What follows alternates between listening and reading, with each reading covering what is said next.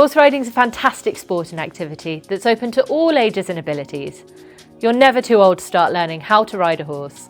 While it'd be impossible to learn to ride purely from watching a video, because a lot of being able to ride is about feel, I'm here to give you an idea of what happens when you ride, so there's fewer surprises, and how you can signal to a horse what you want to do, such as go faster, slower, or in another direction.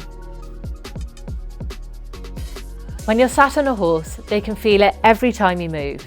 Imagine giving a child a piggyback. When the child adjusts their position, you can feel it. And it's the same when you're horse riding. It's the adjustments in your position, your body, arms, legs, that give signals to the horse and let him know what you're asking him to do. These are called your aids. Like people, every horse is different. While most horses are trained to respond in the same way to the aids you give them, some are more sensitive than others and can give a bigger reaction to a small aid, or vice versa. To get on a horse, you should first approach from the left-hand side.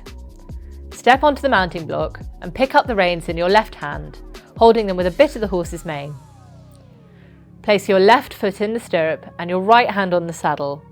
Press down in the stirrup, straightening your left knee, and gently lift your right leg over the horse's back.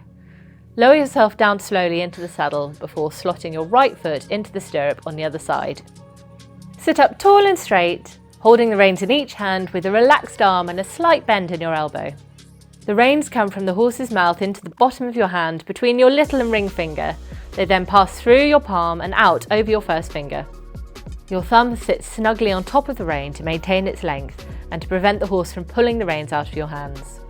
Your fist should be closed like you're holding a small bird or a child's hand when crossing the road, so firmly but not tightly. You should be able to draw a straight line from your shoulder through your hip to your heel, and your heels should be slightly lower than your toes.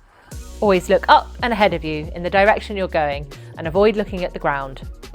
To ask a horse to go forward, you need to apply inward pressure on the horse's side with your lower legs. Think of it as a squeeze rather than a kick. You can also use your voice to say walk on, as most horses will respond to this. Making sure you're sitting up straight with your shoulders back, push your weight slightly more into your heels. Gradually increase the pressure on the reins with your hands. Imagine you're gently squeezing a stress ball. You can also use your voice to say whoa or stand. By saying it slowly and calmly, your horse will know to come to a stop. You can use your body position to ask a horse to turn in a particular direction. If you want to turn to the right, turn your head and shoulders in that direction.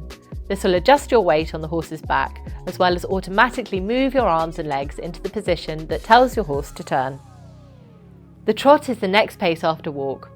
It's like a jog, it's bouncy, so most riders choose to do rising trot. This involves standing up in your stirrups slightly to lift your weight off the horse's back, then gently sitting back down in time with the horse's step.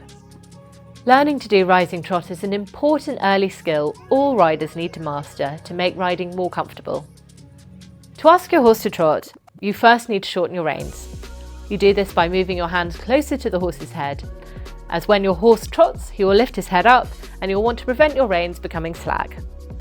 Then, still looking up and ahead, you can apply pressure to your horse's side with your legs to signal your horse to trot. It might help to give him the command, trot on. To return to a walk, sit up straight and push your heels down. Gently increase the pressure on the reins and say walk, slowly and calmly, similar to when you asked your horse to stop.